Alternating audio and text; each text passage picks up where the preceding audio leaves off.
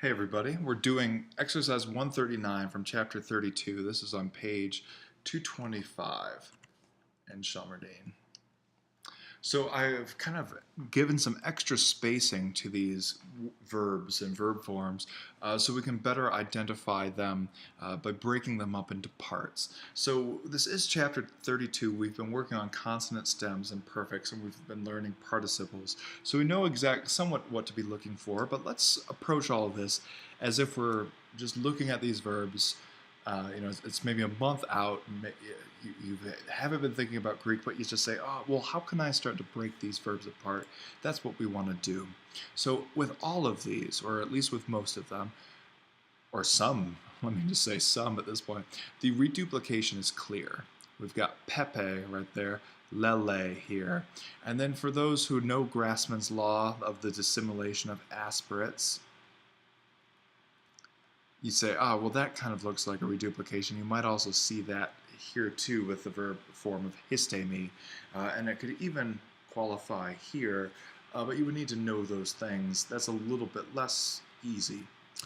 Then you would be looking at the stem, and you would need to know your principal parts for these things. This is why on the exercise kind of instructions on page 225, Shelmerdine starts at both exercise 139 and 140 with review principal parts. That's always a good idea when learning Greek because that's really going to help us sort out what we're doing. And she recommends the list and the appendix. And if you're not using Shelmerdine, wherever you are seeing a list of principal parts as a beginning Greek student, that's really what you want to be doing, is looking at those, consulting it, reviewing, and starting to memorize these principal parts because that will see you through. So pepesta, some reduplication, and then we have this pesta in the middle. Now, how do we deal with it?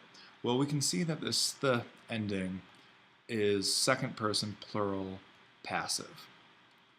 So we can already start to translate y'all, because there's reduplication, have, it's perfect. So have, we need to have in there, and then it's passive. Been, y'all have been. So that's what the reduplication and the second person plural tells us. Now we're left with the pay. And where is that coming from? So we think, well, patho, okay, that's looking pretty good. That's got the right vowel. Now, patho has two fourth principal parts, we remember. It could either be pepeka, I have persuaded, or pepoitha, I have trusted. So which one is it going to be? Well, there's oi here, which doesn't square well there, and though we've seen consonant rules that might change things, we haven't seen vowel, no personal ending is going to change the vowels. So we can rule that out, but can we get kappa alpha in the kind of principal part to turn into sigma theta epsilon? So we're going to be losing the kappa when it is in the passive. So that's actually exactly what we're going to be having here. We've lost the kappa, we're in the passive mode, and if you were going to look not at the fourth principal part of patho, but the fifth principal part, which is related because remember the fourth principal part is active. Both of them are perfect tense. The fourth principal part is active. The fifth principal part is middle passive. Here now we can say, well, the fifth principal part of this verb, of patho, is pep, as we had, then asmai. So this is exactly what we've got. We've got a sigma ending. The sigma is eaten by the sigma theta epsilon personal ending, because really we would replace my with the, but then if we remember the chart from page 223, you'd be able to say, well, we're just going to lose this sigma in the process and we have pepesta. So you all have been persuaded, or potentially y'all have obeyed, right? Because the middle of patho has that alternate meaning of obey. So it's a complicated verb. We thought I brought up the issue of the two fourth principle parts, but because this was a passive ending, we never needed to broach that subject. If we knew that we were looking at a passive ending with a reduplication at the front, we know immediately to check our fifth principle part. All right, next example. I've just kept on going by threes, but then I thought I'd also want to include number 5. But let's go to number 4 here. So reduplication, perfect, good. Now we have this menos ending, which should be, at this point in your Greek studies, setting off alarms and saying, oh yes, that's a passive participle. Because we have the same endings for our present passive participle. So we're going to have the meaning having been blanked. And Shelmerdine has pointed out, although I didn't mention it in the lessons, that in the participial form, it can be really hard in English to separate your aorist from your perfect, because we tend to not make the distinction that the Greeks did between past completed action with present reference and just past action. We do the same thing. So this is a deficiency in English, that we don't have two different ways to do it. Shelmerdine recommends using a relative clause, a subordination, to spread it out to get the sense clear. But I mean, practically, when you're translating, you might not always need to make the sense clear. It might be clear in Greek, but it might also be clear in English. You just have to look at the context. But this is what we're going to be looking at, having been. And now we have to say, okay, well, having been, it's passive, this all looks good, but what verb are we coming from with this lame? Well, following it with menos should give us a hint that whatever it was here, it could have been a mu, but it could have been all those other things that we've been seeing, pies, taws, kappas, and their various, so labials, dentals, gutturals, and their various voiced, beta, delta, gamma, or unvoiced but aspirated forms, phi, theta, and chi. So which one of these is going to pair with mu and turn into a double mu? Well, you should remember that was the top left of the chart. That was P. So what we've got here is lape. And then that's going to be sending you in the right direction for your dictionary. If you're looking for lamo, which is fun to say, that's not going to get you anywhere. You need to be looking for lapo, to leave. So this is hard. As often we've seen, Greek likes to, through various linguistic rules, mask its original form. This is less of a problem in Latin. This is less of a problem in Sanskrit. Among these ancient Indo-European languages, Greek is really good at hiding itself. So this used to be a P. So what we need to say, and then because this is a participle and we're paying attention to the endings, os can only be, in the passive at least, the nominative masculine singular. So what we're dealing with here is he, having been, he or whatever masculine noun we're dealing with, having been left, having been left behind, or something like that. That is exactly all of that. He, having been left, is told by this one participle in Greek. And it was hiding in there that it was lapo. This is challenging, I'm not going to lie. All right, number 5, and I was going to skip it, just 1, 4, 7, 10, but it's really nice to get a look at one of these periphrastics. Note that there's no new movable, but that's fine. We don't know if it needs it. Note that the accent here is on the part of the participle we're looking for. This is a passive participle, which is what we were expecting in this passive third person plural form. And how do we know it's third person plural? Well, the third person plural form of the verb to be. Now we have to decide, well, is it perfect or is it pluperfect passive? And the answer to that is pluperfect uses a past form of to be, like ein, or in the second person plural, or sorry, third person plural, esan. So it's not using that, so this has to be just the perfect. So our translation we can already say, before we even broach the subject of what is this verb and where is it coming from, we can say they, because we know it's third person plural and it's going to be masculine too. We can tell the gender from this ending. They have been blanked.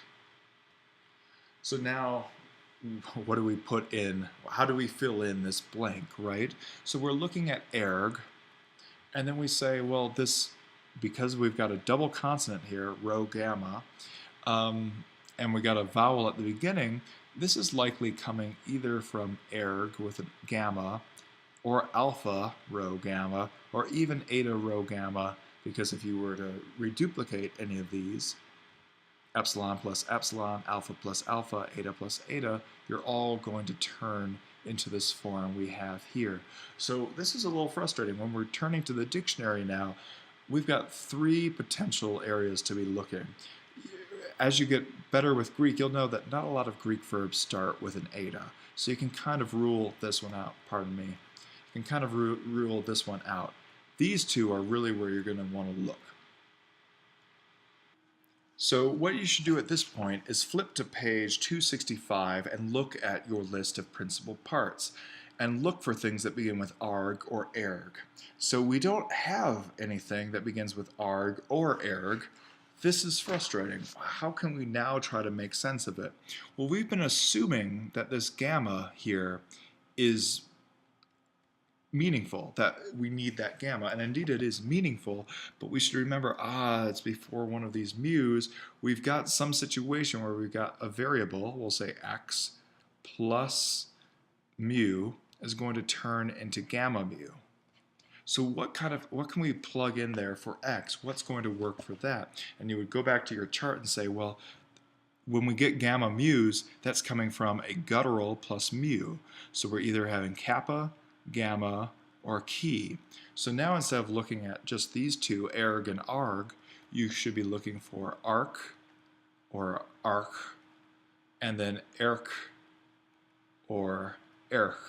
Now I'm saying all these things because that's the logic that like a computer, an algorithm would put in that you would want to check on these.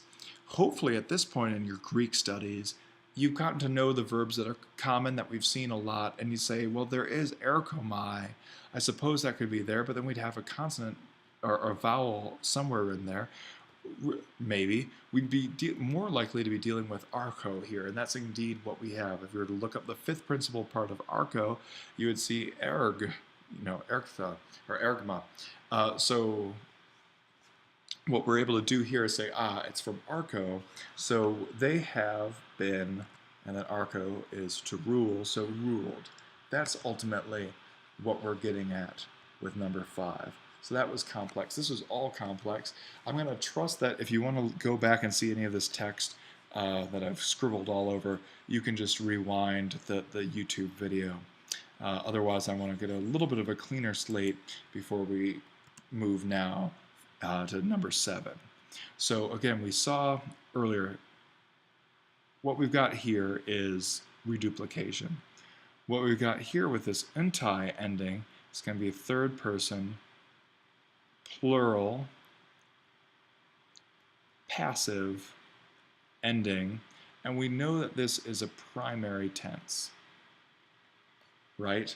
Because otherwise it would be an unta ending in the 3rd person plural. So now we've got some work to do. There's reduplication, there's 3rd person plural, and then there's the kind of central part of the verb, theta, epsilon, iota. So where might this be coming from? Well, we should start looking for verbs that begin with a theta, epsilon, or have that as the core of their stem. And again, this would be something that you would flip to your principal part sheet to figure this out. How did the Greeks do it? Well, they knew these verbs. This was common knowledge to them. We don't have that kind of native speaker or we're not surrounded by people speaking this language. We have to make up for that by going to the charts. So if you go to the charts in Shelmerdine, there are a number of verbs that start with theta, but there's none that start with theta epsilon, except for therapeo, but we'd have a lot more going on with the rest of this verb stem. So now we need to think, so we got some reduplication here, which is a sign probably of the perfect, but might this also be from a verb that's reduplicated even in the present?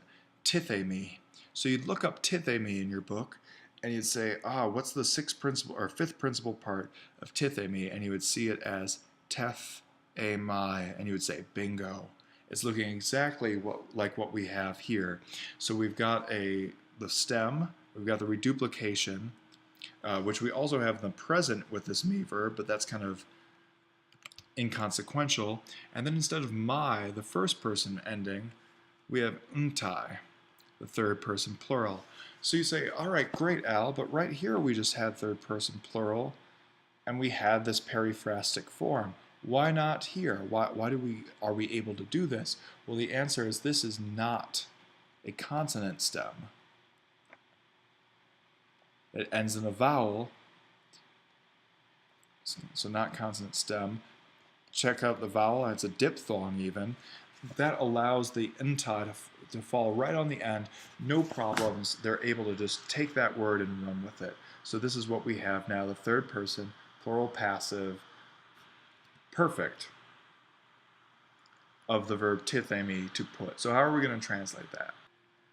So in English, whenever you're translating, it's nice to look at the person first, because that's who we're going to be translating, putting first our subject in English. So they, and then it's passive and perfect. So we cover the perfect by using a form of the verb to have. So they have, and then passive by the form of the verb to be. They have been, and then tithemi, the verb is to put. So we just simply say put. They have been put. Tethintai. Excellent. Hestika, our last one. Let me again do some erasing, and we'll start over fresh. So hestika, we've got some options here. Again, hopefully you've come to realize that that looks like reduplication right there.